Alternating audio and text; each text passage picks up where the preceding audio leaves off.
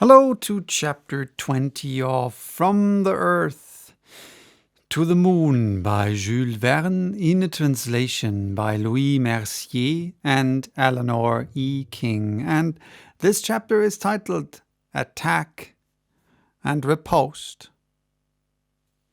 As soon as the excitement had subsided, the following words were heard uttered in a strong and determined voice. Now that the speaker has favored us with so much imagination, would he be so good as to return to his subject and give us a little practical view of the question? All eyes were directed toward the person who spoke. He was a little dried-up man of an active figure with an American goatee beard.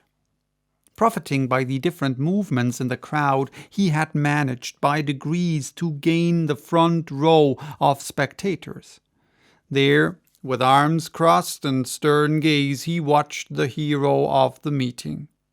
After having put his question, he remained silent and appeared to take no notice of the thousands of looks directed toward himself, nor of the murmur of disapprobation excited by his words. Meeting at first with no reply, he repeated his question with marked emphasis, adding, "We are here to talk about the moon and not about the earth." "You are right, sir," replied Michel Arden. "The discussion has become irregular. We will return to the moon." "Sir," said the unknown, "you pretend that our satellite is inhabited. Very good. But if Selenites do exist, that race of beings assuredly must live without breathing, for, I warn you, for your own sake, there is not the smallest particle of air on the surface of the moon." At this remark, Arden pushed up his shock of red hair. He saw that he was on the point of being involved in a struggle with this person upon the very gist of the whole question. He looked sternly at him in his turn and said, "Oh, so there is no air in the moon? And pray, if you are so good, who ventures to affirm that?" "The man of science." "Really?" "Really."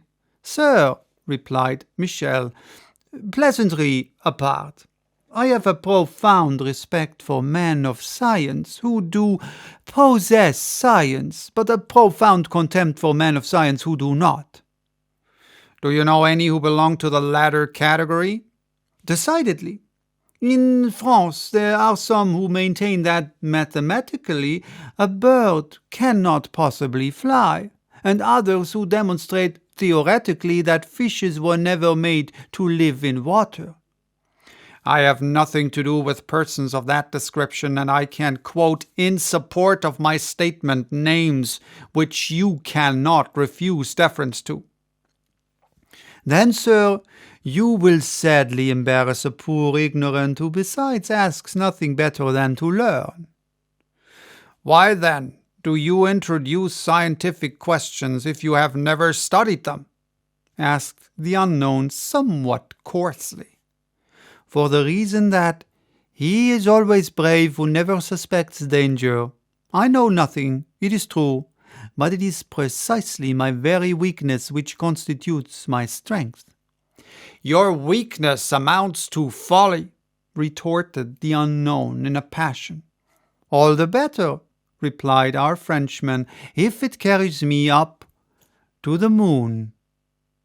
Barbicane and his colleagues devoured with their eyes the intruder who had so boldly placed himself in antagonism to their enterprise. Nobody knew him, and the president, uneasy as to the result of so free a discussion, watched his new friend with some anxiety. The meeting began to be somewhat fidgety also, for the contest directed their attention to the dangers, if not the actual impossibilities of the proposed expedition. "Sir," replied Arden's antagonist. There are many and incontrovertible reasons which prove the absence of an atmosphere in the moon. I might say that a priori, if one ever did exist, it must have been absorbed by the Earth. But I prefer to bring forward indisputable facts. Bring them forward then, sir, as many as you please. You know, said the stranger, that when any luminous rays cross a medium, such as the air, they are deflected out of the straight line. In other words, they undergo refraction. Well, when stars are occulted by the moon, their rays, on grazing the edge of her disk, exhibit not the least deviation, nor offer the slightest indication of refraction. It follows, therefore, that the moon cannot be surrounded by an atmosphere. In point of fact, replied Arden, this is your chief, if not your only argument, and a really scientific man might be puzzled to answer it. For myself, I will simply say that it is defective because it assumes that the angular diameter of the moon has been completely determined, which is not the case. But let us proceed. Tell me, dear sir, do you admit the existence of volcanoes on the moon's surface? Extinct, yes. Activity, no. These volcanoes, however, were at one time in a state of activity? True. But as they furnished themselves the oxygen necessary for combustion, the mere fact of their eruption does not prove the presence of an atmosphere. Proceed again, then, and let us set aside this class of arguments in order to come to direct observations. In 1715, the astronomers Louisville and Halley watched the eclipse of the 3rd of May, remarked some very extraordinary scintillations. These jets of light, rapid in nature and of frequent recurrence, they attribute to thunderstorms generated in the lunar atmosphere. In 1715, replied the unknown, the astronomers Louisville and Halley mistook for lunar phenomena some which were purely terrestrial, such as meteoric or other bodies which are generated in our own atmosphere. This was the scientific explanation at the time of the facts, and that is my answer now. On again, then, replied Arden. Herschel in 1787 observed a great number of luminous points on the moon's surface, did he not? Yes, but without offering any solution of them. Herschel himself never inferred from them the necessity of a lunar atmosphere, and I may add that Baer and Madler, the two great authorities upon the moon, are quite agreed as to the entire absence of air on its surface. A movement was here manifest among the assemblage, who appeared to be growing excited by the arguments of this singular personage. Let us proceed, replied Arden with perfect coolness, and come to one important fact. A skilful French astronomer, Monsieur Loseda, in watching the eclipse of July 1860, probed that the horns of the lunar crescent were rounded and truncated. Now, this appearance could only have been produced by a deviation of the solar rays in traversing the atmosphere of the moon. There is no other possible explanation of the facts. But is this established as a fact? Absolutely certain. A counter-movement here took place in favor of the hero of the meeting, whose opponent was now reduced to silence. Arden resumed the conversation, and without exhibiting any exultation at the advantage he had gained, simply said, "You see, then, my dear sir, we must not pronounce with absolute positiveness against the existence of an atmosphere in the moon.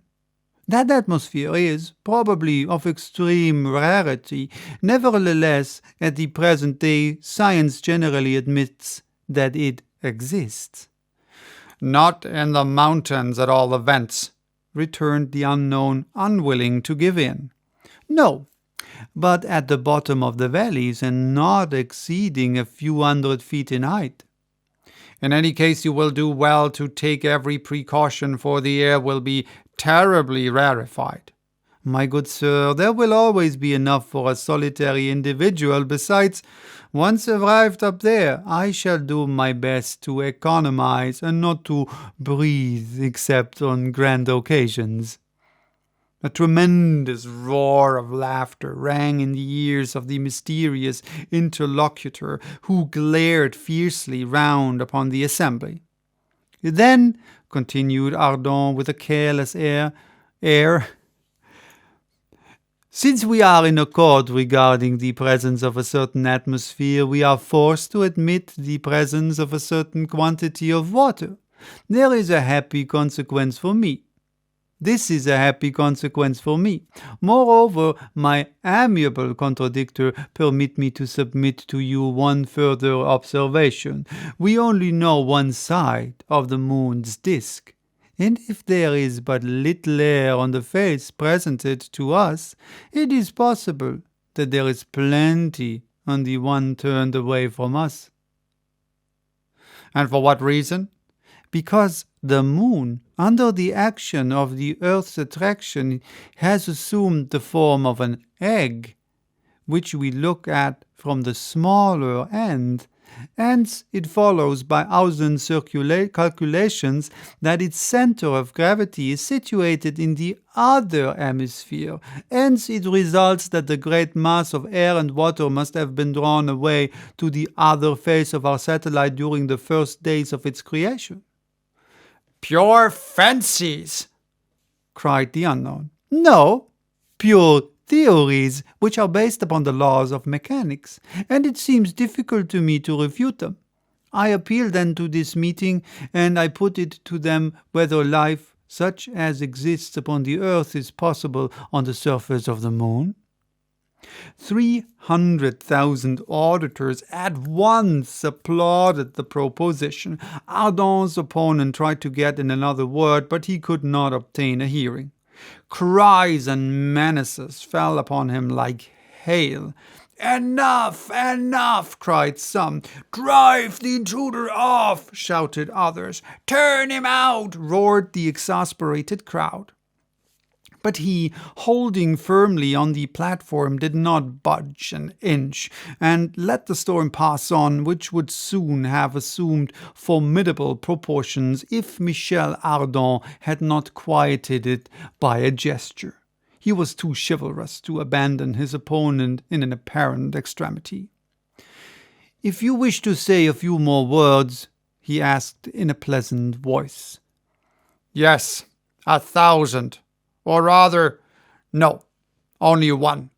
If you persevere in your enterprise, you must be a very rash person. How can you treat me as such? Me, who have demanded a cylindro-conical projectile in order to prevent turning round and round on my way like a squirrel? But, unhappy man, that dreadful recoil will smash you to pieces at your starting.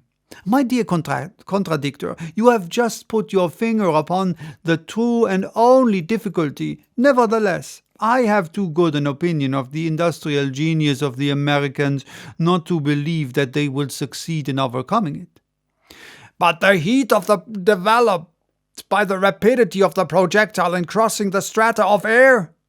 Oh, the walls are thick, and I shall have soon crossed the atmosphere.